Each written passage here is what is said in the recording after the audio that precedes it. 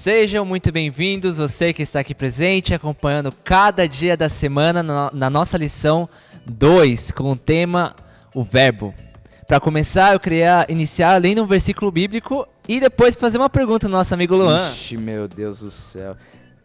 Eu vou que bom, ler. né, cara? Aí sim, te dá a oportunidade de ser um pouco professor jovem aqui no Projeto Online com Deus, tá vendo? Tá tendo contrato?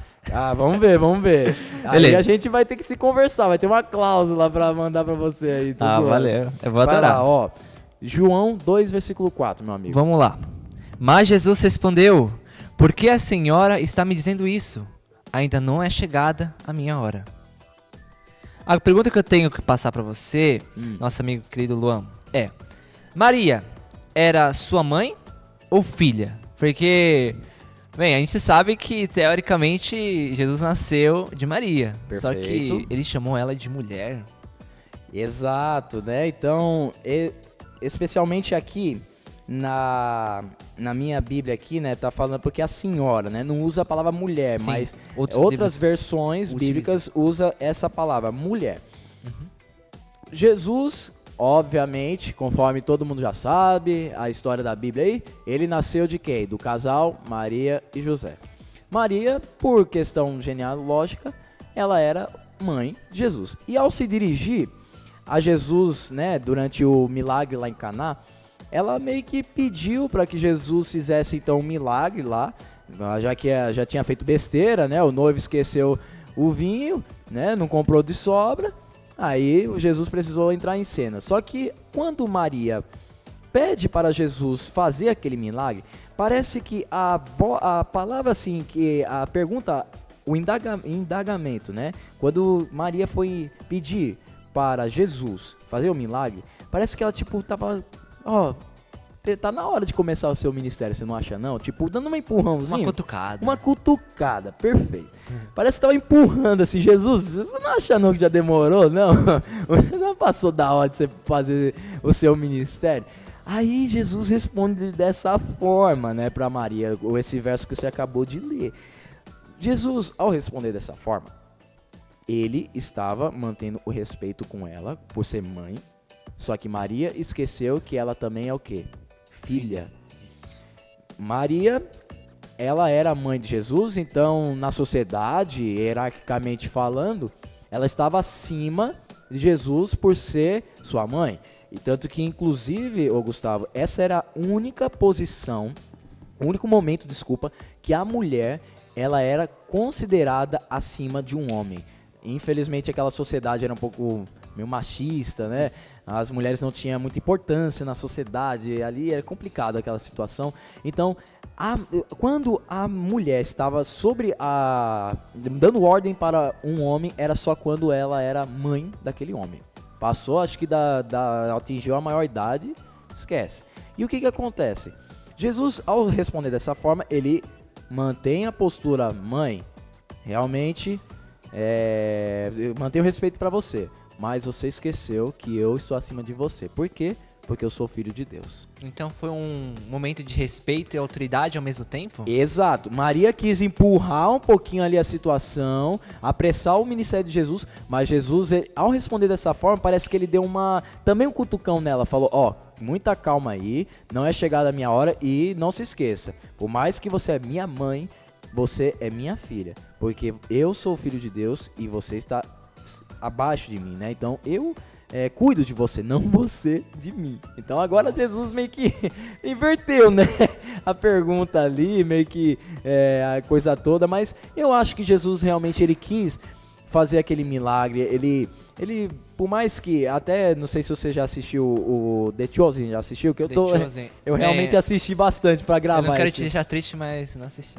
No momento que vai ter o milagre em Caná, Jesus fica conversando, né, com ela de canto, e meio que os dois, sabe quando Jesus vai para o templo, quando ele é pequeno e fica conversando lá com os sacerdotes? Sim. E ele lá no filme ele solta a frase assim, Se não é agora que eu tenho que me mostrar como filho de Deus, quando vai ser? Ele fala assim, né, pra Maria e José, quando eles estavam ali procurando ele.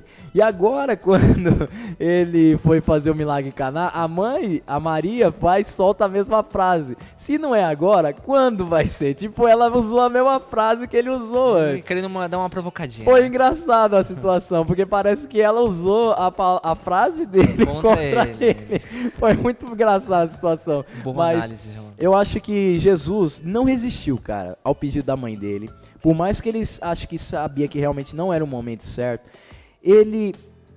por mais que ela insistiu, ele fez, por amor e respeito à mãe dele. E obviamente, que legal, né? Como a gente estudou em lições passadas, Jesus também tinha um princípio, um objetivo em fazer aquele sinal, fazer aquele milagre. Perfeito. O objetivo de fazer que os discípulos acreditassem que ele era o Messias. Né? E não somente aumentou o respeito entre ele e a sua mãe, mas também ajudou um cara que estava desesperado ali na sociedade, né? Porque se o noivo ali deixou o vinho, cara, vixe, mano, aí ele ia ser humilhado na sociedade. Sim, porque era uma tradição aquele tipo de casamento. Ou seja, se faltasse vinho ia ter sérios problemas pro casamento, de certa maneira, né? O casamento tem que ser algo bonito, tem que ser algo agradável, e sem aquele fator do vinho, ia trazer certos problemas. Exato, então tinha uma questão judicial também naquela época, né? O buraco era mais embaixo ali, viu? Então, não era brincadeira não. Então, meu amigo, pra finalizar, eu gostaria de estar lendo agora o próximo verso do 4, agora eu vou ler o 5, hein? Pra então finalizar essa fala de Maria. Então assim, ó. Então ela falou aos serventes, façam tudo o que ele disser. Opa! Meu amigo, o que essa frase de Maria demonstra pra você e pra nós aqui que estamos escutando, os nossos amigos que estão escutando esse vídeo, o que essa passagem ensina sobre a prontidão para seguir as instruções de Jesus, mesmo quando não entendemos completamente a situação? A gente sabe que os planos de Deus são magníficos, né? A gente não sabe, a gente não consegue compreender. E a gente mesmo falou nessas lições que a gente teve que os planos de Deus muitas vezes são invisíveis. A gente não consegue ver. Mas o que a gente consegue retirar desse versículo? A primeira coisa é ser obediente. Os serventes, eles escutaram e fizeram exatamente o que Jesus pediu. E é dessa mesma maneira que a gente deve agir também. Muitas vezes a gente é chamado por Jesus, por Deus, e a gente tem que aceitar de certa maneira, a gente tem que ser obediente. O resultado disso é magnífico, porque o resultado que transforma vidas, ela acaba sendo executada quando você aceita o chamado de Cristo. Outra coisa que eu anotei aqui seria a confiança e fé. Perfeito. Quando a mãe pediu para Jesus e os serventes fizeram exatamente o que Jesus pedia, eles tiveram fé. Imagina, sabe? Os serventes, eles simplesmente seguiram ordem de Jesus. Mas eles nunca questionaram a Jesus, falando, por quê? E sem contar que eles não, serviam a ele de forma, assim, profissional.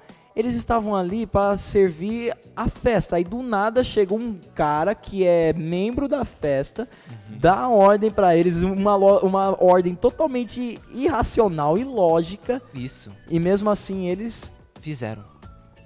Então, que legal, né? Isso mostra que a gente também, além de ser obedientes, a gente tem que ter fé. Acreditar que bons frutos irão gerar se a gente aceitar a palavra. Uma outra coisa é a humildade, né? A humildade que os serventes e Maria tiveram, né? Porque estavam dispostos a fazer o que Jesus pedia. Agora eu te pergunto, jovem, que você está assistindo com a gente. Você está disposto a fazer as obras de Jesus? Você está disposto a aceitar o chamado que ele traz para você? Reflita um pouco. E eu acho que a gente está meio que na reta final, último dia. Final, mas eu gostaria de terminar, meu amigo, com uma questão aqui também para reflexão. Pode. Quando nós já viajou de avião? Já, mas faz tempo. Quando você viaja de avião, a tripulação, os comissários falam, no momento da decolagem, fique sentadinho com o cinto, porque não pode levantar nesse momento. Eles estão falando isso, não é para maltratar a vida das pessoas que estão ali. Pô, mano, mas eu não poderia estar vendo a decolagem em pé, indo no banheiro. Não pode. Por quê? Se você, por exemplo, o avião dá uma brecada, meu amigo, tu vai parar lá na frente, cara. Sim. Então, tipo, eles estão dando essa ordem, não é para maltratar ninguém. E do mesmo jeito, quando nós estamos dentro de um voo e eles falam isso, e a gente tem que confiar neles, porque é uma ordem que está trazendo coisas boas para nós, é o próprio Jesus. Jesus dá para cada um de nós ordens, leis, instruções, para que eu e você viva de forma plena durante esta vida e também na eternidade. Então, quando Jesus disser que você não vá por aquele caminho, não vá. Se Jesus, alguém está falando para você, confie em Jesus, cara, faça que nem Maria e os serventes, confie, mano, que é sucesso, cara. Ótima observação que você fez. E eu queria dar uma complementação em relação ao tema que a gente já estudou há muito tempo atrás, que é conflito. A gente volta um pouco no tema do grande conflito, porque muitas vezes, muitos adventistas pensam que estar com Jesus é seguir regras, ou seja, ficar preso às coisas como, por exemplo, não comer carne muitas vezes, não tomar café, muitas vezes não acabar indo às festas, usando álcool, usando drogas, acabar se sendo manipulado pelas questões sexuais, como as redes sociais proporcionam. Então parece que muitas pessoas pensam que a vida cristã é uma vida de restrições.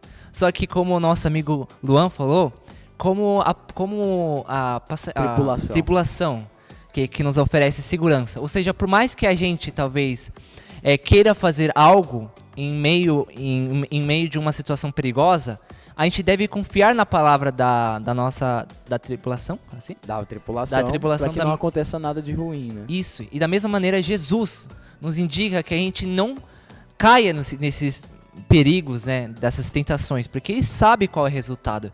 Ele não faz isso para te impedir de ser livre de certa maneira. Liberdade não tem nada a ver com essa questão. Ser realmente livre na vida cristã é simplesmente saber tomar a sua decisão.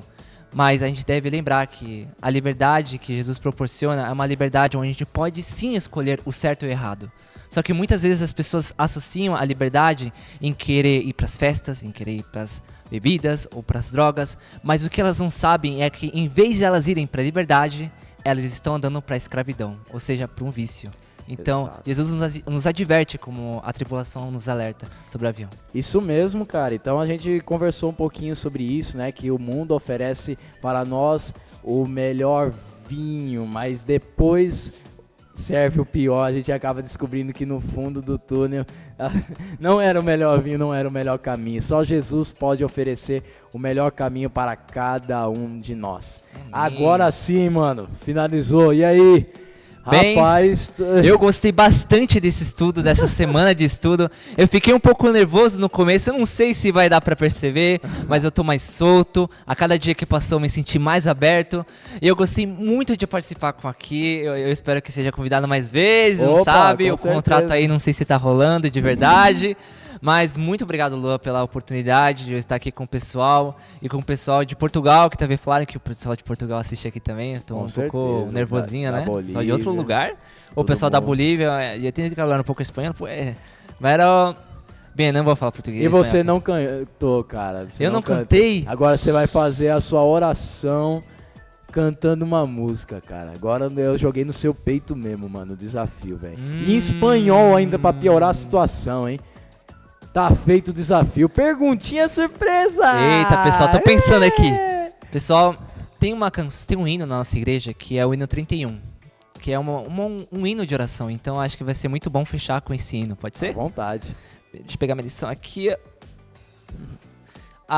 O hino começa assim. Vou cantar com vocês. Tá filmando? É uma oração em forma de música. Vamos lá. O Senhor al orar, mis problemas quiero entregar, a tu trono de gracia llegar, y tu bendición alcanzar. Hoy mi vida transforma, Señor, y mi mente entienda tu amor, y al postrarme humilde ante ti, O Senhor escucha la oración. Rapaz, já Pra levanta quem entende então, espanhol, entendeu? isso Pra aí, quem... deu uma- Ah, o cara que fez vergonha! uma oração em espanhol cantando, velho. Rapaz, aí é novidade no canal, tá vendo só, cara? É sério. Muito bom, meu amigo. De fato, nervoso um pouquinho. De fato. Não, de boa. Passou, ufa. Mas, cara, obrigado pela sua participação aí. Não, igualmente. Obrigado por você ter aceitado o nosso desafio. E, mano, foi muito prazeroso conversar comigo, com o Gustavo e com você sobre esse tema, a lição número 2. Então, Gustavo, amanhã, hein? Começa a lição número 3 com o título Entrevista Secreta. Então, Opa! minha gente, não esqueçam de fazer o quê, Gustavo? Estudar a lição! É nóis e até mais! Falou, gente! Fala galera, eu estou aqui com o convidado da semana e ele tem um recadinho pra vocês. Vamos pessoal, essa semana estamos aí, acompanha a lição da Escola Sabatina conosco, eu e o Luan aí, e vamos pra cima. Você viu, cara, combinou até pô, aqui, ó, você viu? Que chique, mano.